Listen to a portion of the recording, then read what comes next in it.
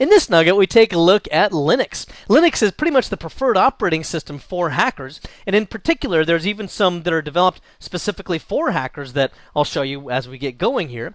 Well, so we'll see that in the overview of Linux and why it's of advantage to you. We also take a look at using Linux itself and how to get around in the operating system, and then we'll be taking a look at account management because you may need to create those as you start to work with your Linux targets. All right, before we get started in Linux, I do want to point out something here just as a quick tangent. It doesn't really have a place in any of our other nuggets here, but it's interesting, and that's a utility called disconnect. Now, what's this about? You're probably aware that when you go to a website and you click on something, like if you go to Amazon and click on various products, that you're actually being tracked in a lot of different ways. We don't really always know what all those different ways are. Well, this particular add-on here, or extension, is that what it actually is something that can track that for you. This is available for the major browsers, although with Firefox, it's missing kind of a graphical view, but it's still useful. Anyway, I've already added it to my Chrome browser here, and then this is the kind of stuff that it does for you. So let's say I went to foxnews.com, and I was looking at a particular story there, and I let this thing run in the background. Well, I barely really clicked anything. I just clicked on the story, and look what it did. It was trying to track through 6 advertising requests, an analytic of some kind, and if you take a look at the visualized page, you'll see even more.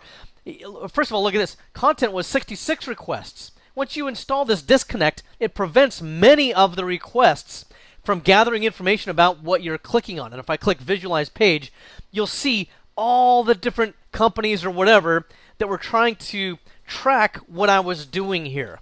Okay? As if my wife tracking my internet activity isn't enough, now I've got these folks here as well. Anyway, let's go ahead and take a look here at Linux just as an overview. First of all, it was created by somebody initially called Linus Torvalds, or Linus Torvalds, I guess if you want to say that. And he kind of made a play on his name of Linus and Unix. And that's where we wind up with Linux. So what he wanted to do was to take an operating system that was typically put on Unix machines and put it on more inexpensive hardware because Unix machines were comparatively very expensive. So we came up with an equivalent here that installs on x86 machines. Initially, it could fit on a floppy disk. It was very small, simple, and lightweight. And compared to Windows, Linux is generally still very small, simple, and lightweight. Does not require nearly as many resources. Other installations of or distributions of Linux can fit on smaller thumb drives. It can fit on a 256 megabyte thumb drive, for example. A lot of them you can run directly from the CD without actually installing the operating system on a local hard drive. So very, very flexible. And there's very many different distributions. Kind of the core of it all is very similar. It's all based on the same, Linux kernel, or many of them are. But there's Debian, there's Red Hat, there's Ubuntu, and then we'll have a couple of other ones that I'll talk to you about here in a moment that are particularly for hackers. But hackers generally prefer to use Linux. Now, most hackers will have multiple operating systems regardless, either as attack machines or as target machines. However, they do prefer to mostly make the source of the attacks a Linux machine, and then the targets are usually going to be Windows machines. It's also free. That's another big selling point of Linux. There are some that you do have to buy for, especially if you want support, like Red Hat is one of those. However, most of the other distributions are very, very good and free. It's also a very flexible operating system. You can install all kinds of additional software into them, into the various distributions, and you can do a lot with it. The resource requirements, as I mentioned earlier, very, very small. You can install it with just a few megabytes of memory in many cases, although most of the time we'll use a lot more than that. It's considered also inherently more secure than Windows. Now, I'm sure that folks at Microsoft would argue with me on that one. Some people would just say that that's only really true because Windows is a bigger target for attacks. Therefore, there's more vulnerabilities developed against Windows because more hackers are interested in hacking it. Well, there's some truth to that, certainly, and I'm not going to get into the bumper sticker argument over that. But generally speaking, most folks still consider it to be more secure than Windows, even if it's only because it's a smaller target. Now, there's several different distributions of Linux, and I'm not going to list them all here, but there's several different distributions that are particularly geared towards hackers. One of those would be Backbox. Let me show you that one real quick. And here it is. And I'm just kind of showing you this, not because we're going to spend a lot of time here. I'm actually going to be using Kali Linux, which again, I'll show you here in a little while as well. But that's just kind of what it's about. And if we take a look at this, the menu up here at the top, you'll see that auditing gives you a lot of hackers tools that you can use for this. And most of these hacker-specific distributions of Linux will give you a lot of the tools already pre-installed. All the dependencies are already there. Everything's really all in place for you already. And then you can just take your pick of which one of these tools that you want to work with. So they're all really pretty good tools there, and pretty good installations of Linux. Then the next one that we might have here would be Backtrack. I'm not really going to show you that one because it's starting to get a little bit dated. There's still good distributions of Backtrack out there. However, the folks that created Backtrack have really come out with a newer version that's pretty much the same idea, and that one is called Kali Linux, K-A-L-I Linux. And that's what we're looking at right here. Again, if you take a look at the applications menu, you'll see that in this case, under Kali Linux, we have all of our security tools here. In fact, the top 10 are grouped up here, such as John the Ripper. That's a great password cracker. This is a great way to crack passwords over Wi-Fi. So several different tools that we see here, and we won't exhaust all of these, for certain. However, you get the idea. There's a lot of different cool tools that we can work with. And in addition, both Backbox as well as Kali and any of the other distributions work just fine as their own installation of Linux, and you can use it as you would use any other version of Linux. But again, they're specifically for hacking. Most of the time, we'll be using Kali for this series. Okay, so when it comes to actually using Linux, you'll turn on the computer, and when it starts up, older versions of Linux or versions of Linux where an administrator has forced it to go to the CLI will go to the CLI, and that's the command line interface, meaning that there's no graphical user interface like Windows and stuff like that. If you are at a CLI and you want the graphical user interface, type Start X, and it will load whichever UI has been packaged for that particular installation of Linux. Most of the time I'm using GNOME, G-N-O-M-E. That's a very popular one, and there's several other really good ones out there. Kali and Backtrack Linux, as well as Backbox, which I showed you earlier, they all go directly to the UI, but of course you could go out of the UI to a CLI if you wanted to. And Linux is also case sensitive, and that's going to really throw off a lot of Windows folks, like me. For example, let me just open up a Windows command prompt here. And where am I at here? I'm in the users trainer directory. So if I wanted to go to, for example, let me do a dir and see what else is here. If I wanted to go to the contacts or desktop, let's say I do a CD, and there's desktop right there. So I could do desktop and press enter, and that'd be just fine. Okay, no big deal there. However, if we are in Linux, like we are here in Kali, if I open up a terminal there, and it's called a terminal instead of a command prompt in Linux, then I wanted to change that directory. Let's see where we are first of all. I could do a dir, just like I can in Windows, and I can also do an ls. Now, what's the difference? Notice the color difference. The folders will appear in this blue color right here. So it's color-coded. If there's other things, they could appear in other colors, but you get a little bit more knowledge there of what it is that you're looking at. Because in Windows, of course, it would have a dir and it would show you there was a directory. Anyway, remember in Windows, I just typed a lowercase d. Here, if I typed a lowercase d, desktop, to change to, then it won't do it. Why? Because, of course, the case is wrong. So I'll do a CD and then space capital D. And by the way, you can also use tab completion. So I'll press tab and press enter. And obviously now, there I am. So you do have to get a little bit used to that. Also, well, let's take a look at the file system itself. And of course, a lot of the file navigation I've already shown you here, just in terms of changing directories and moving up to the root directory and so forth. Sometimes you'll also have to, if you execute a command, for example, maybe I'm running, I don't know, John the Ripper, which is a popular password cracking utility. If you want to execute some of those things, you might have to type a // and then, John or whatever the command is. Here in Kali Linux, this particular distribution, you don't usually have to do that sort of thing. But depending upon the distribution that you have, you may need to do that. And that forces it to run from the directory that you are currently in. Okay, so it might have to do with path statements and the like as well. Now, you can also, again, go to the computer here, and you can see here I've got a CD, floppy, and file system. File system would be the equivalent of just our hard drive, really. And if I just double-click on it, you can see that I have a folder structure, again, similar to what I would have in Windows, although I don't think there's very many names that are in common here. The executables that we'll work with, if you want to call them that, but any programs that will run, will very often be in bin or sbin, bin or sbin, depending on how you want to pronounce that, I guess. And then you can see here that, for example, there's cat. We'll look at that in a moment, but that's a simple text editor. Here's something we can use to change ownership of files or modify files. Here's something that we can do to, where I think there's, gzip. Yeah, that's something we can do to zip together files and folders and or compress them. So you get an idea there. In the bin, there's some common executable types that we would have. Sbin would have additional programs that might be installed. Here, for example, there's fdisk, which is a way that you can, is very similar to the Windows one. You can kind of do a listing of your disks or volumes, for example. There's also a lot of hackers tools that are installed here as well. So just wanted to point out that there's a couple of different directories where you might have these executables. Libraries similar to what we would have with a DLL library in Windows. There's also a 64-bit version since I'm running a 64-bit version here. If I double-click on media, notice that we have a CD-ROM there and a CD-ROM 0. Okay, so a reason why that's interesting, by the way, is because anything that you actually see, let me go back to our file system here. Let me go all the way to the top again. Notice the CD drive and the floppy drive. Well, in order to access those, what Linux does is it has a file that represents each one of those items. And then it mounts that, and then you can access it.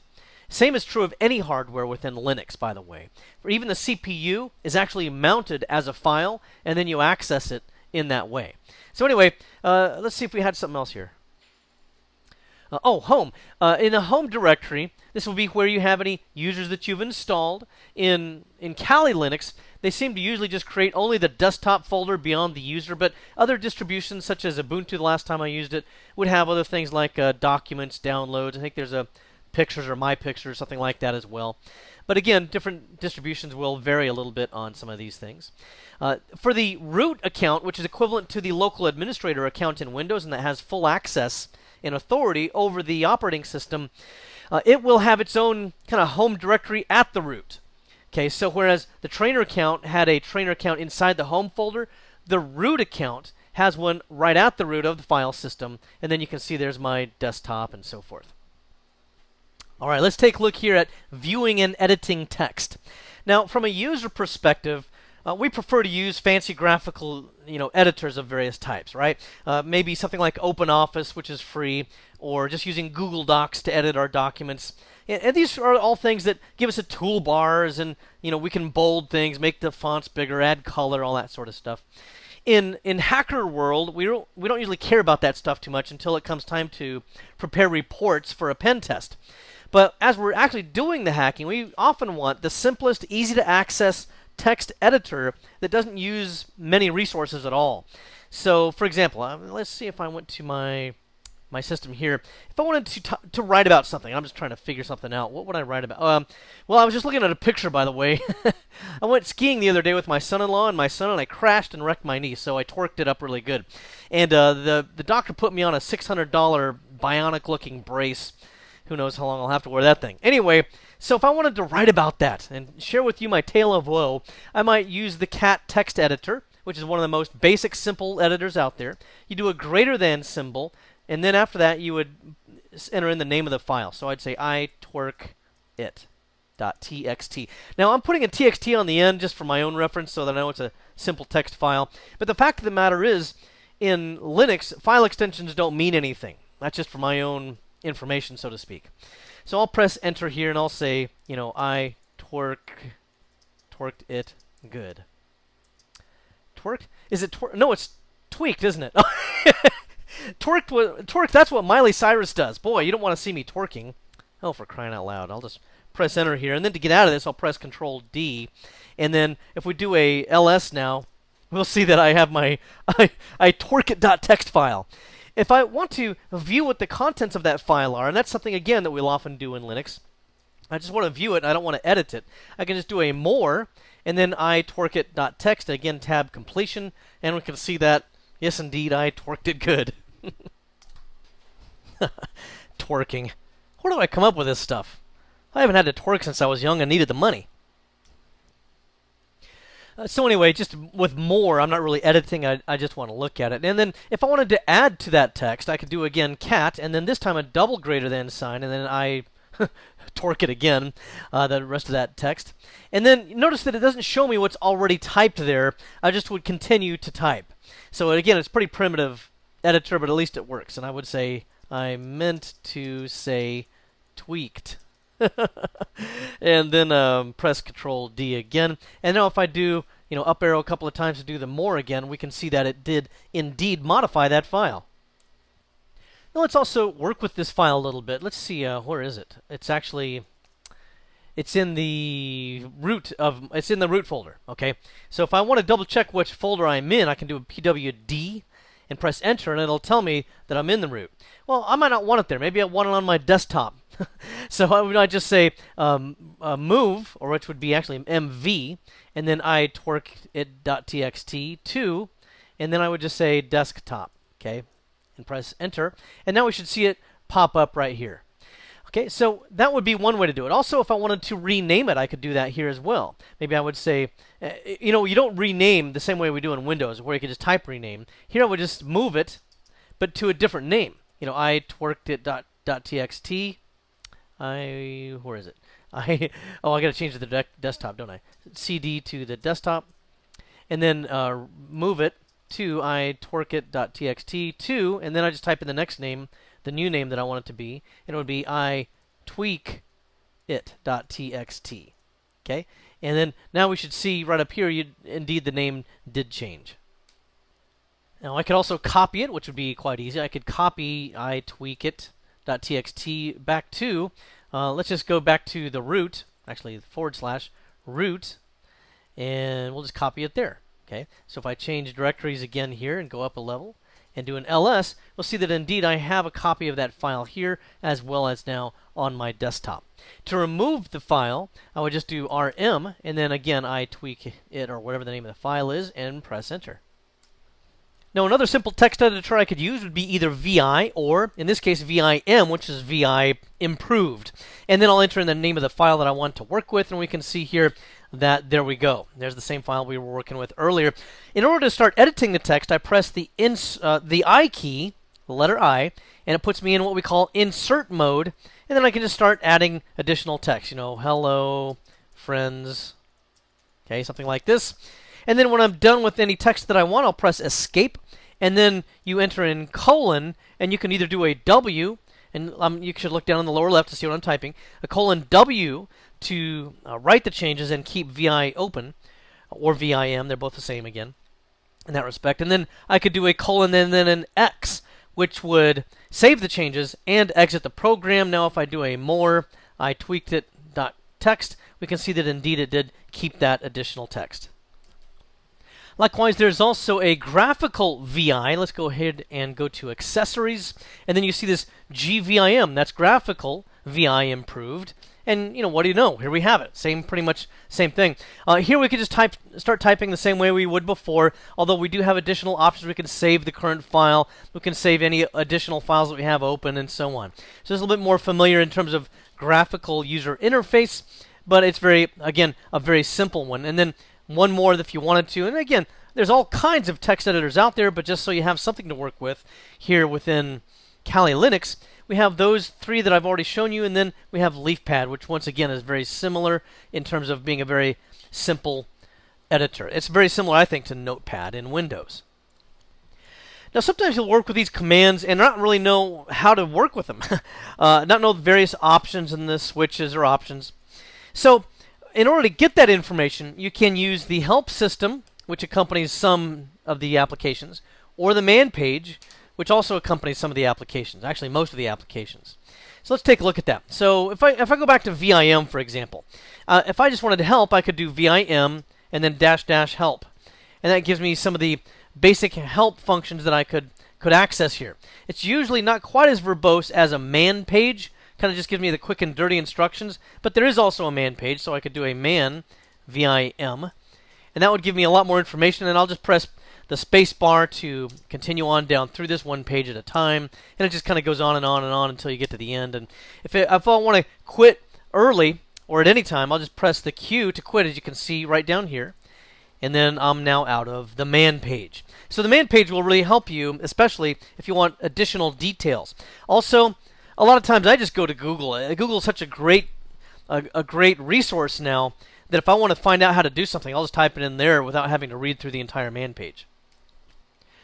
In addition, you may need to know how to change certain network configuration settings. So let's see what we have for that.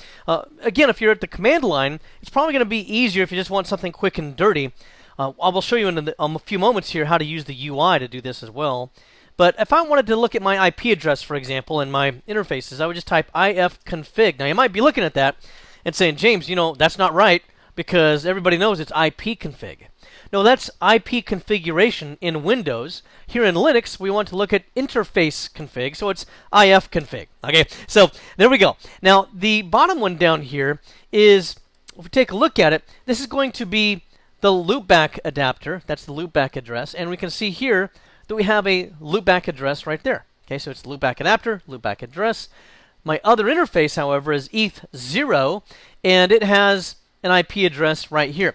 What if I didn't want that particular IP address and I wanted to change it to something else? It's actually really easy. Just ifconfig. Let me click in here. ifconfig, and then the name of the interface that I want to change, eth0, and then the IP address that I want it to have, 10.10.10.244, let's say. And now if I do an ifconfig again, then we'll notice now that it has changed to 10.10.10.244. Now, if I want to use the graphical user interface to make changes here, I can certainly do that as well. I can go to Applications, System Tools, then Preferences, and then finally Network Connections.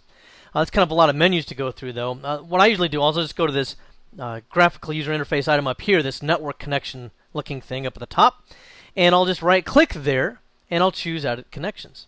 Takes us to the same place we would have gotten through the menus, and then we'll just simply click on Add. And by the way, anything that I change in this will not be effective until I reboot the system. So I'll make a change here. I'll specify the MAC address of the network interface that I want to change, and that would be our eth0 right here. Then I'll go over to my IP version 4 settings, and I don't want to use DHCP. Let's say I want to make it a manual addressing scheme. I'll click on Add and enter in the manual address that I want it to have. So it's just been changed to 244. Let's change it back to 19. The network mask is how many masked bits I want, which would also be interpreted as 255.255.255 with a 24-bit subnet mask. And then the gateway 10.10.10.1. Let's just do it that way. Okay. And so that's pretty much it. I've got all that stuff. Let's enter in a DNS server. I think I got a 10.10.10.5 somewhere. That'll work. And that's pretty much it for simple settings. I'll just click on Save. And then, like I said before, I will have to restart this computer. On some implementations in some operating systems, you can just do a, here I'll clear everything. You can do a ifconfig and then down an interface. But I do an ifconfig here. We see that we're still on 244. If I do an ifconfig eth0 th0 down, and then follow that with an up, then on some implementations of Linux, an ifconfig would then show the new IP address here.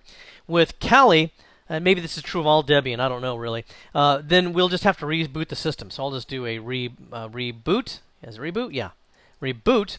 And then it's going to go down, and when it comes back up again, we should see that it has the new IP address. Alright, so the system has rebooted, so I'm going to enter a login here just as the root account. So let me click on Other, enter in root. Remember, it's a case-sensitive username, so I can't enter in a capital R. And then I'll enter in the password. And then now once we go back into this, I'm going to go back into a terminal, and we should see that our IP address is now changed back to the .19. So ifconfig, and sure enough, there it is now at .19. Now, there's several other commands, Linux commands, that I think might be useful for you. And obviously, I'm not going to exhaust all of them because this isn't really a full-on Linux course like you'd get with a Linux black belt like Sean Powers, who also records for CBT Nuggets. Look up his videos if you want to know all of the stuff relating to Linux. I'm kind of more of a yellow belt in Linux. I'm competent and I can get around just enough to do the hacking that I want.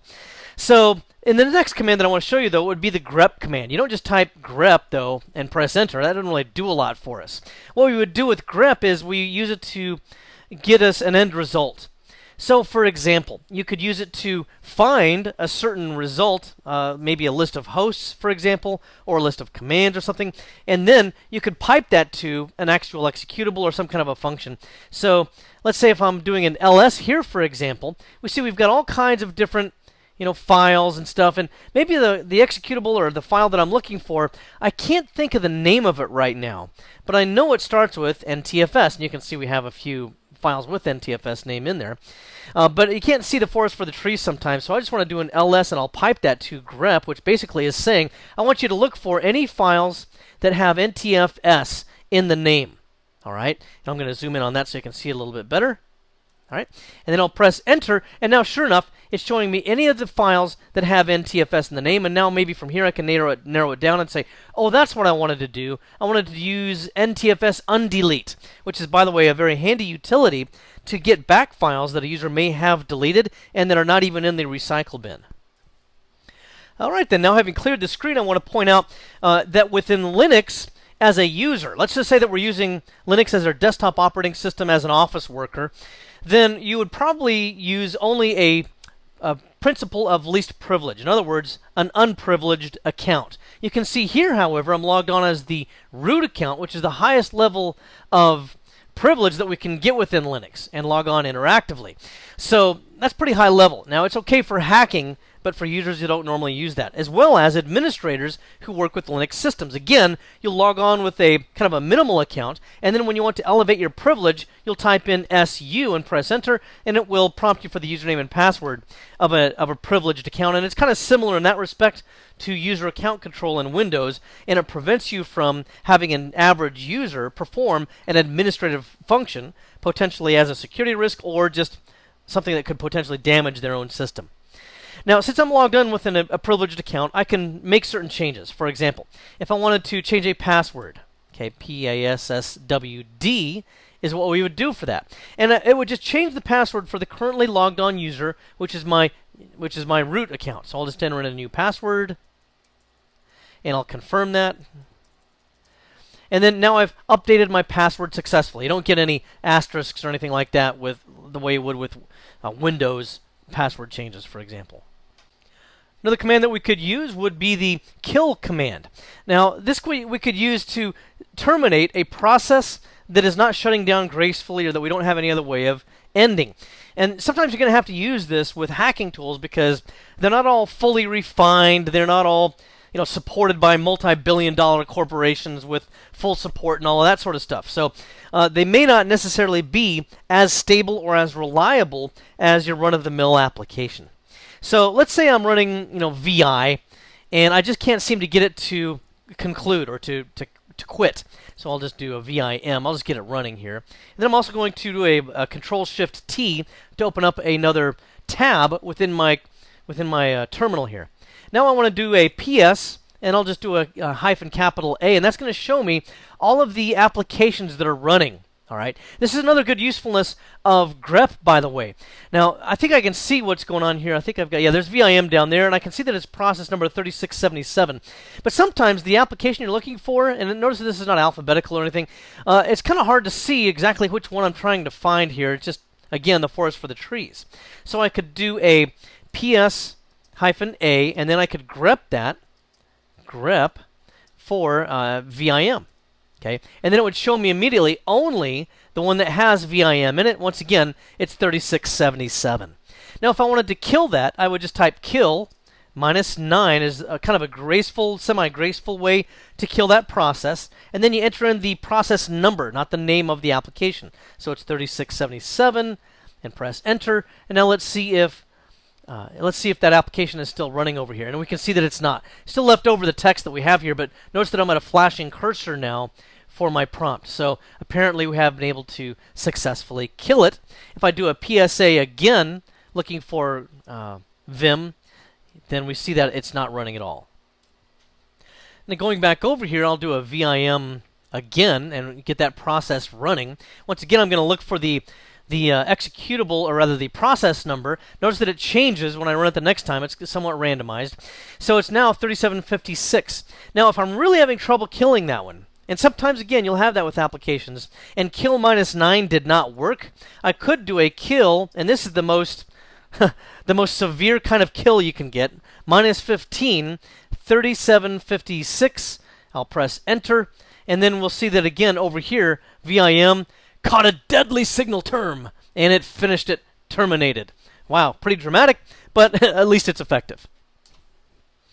And then finally, let's take a look at how to get additional applications. And we can use apt-get for that. Now, sometimes you'll try to run an application and it just won't be there, and it'll actually tell you in a return message that you can type apt-get to get that command. So, for example, I want to get Kate.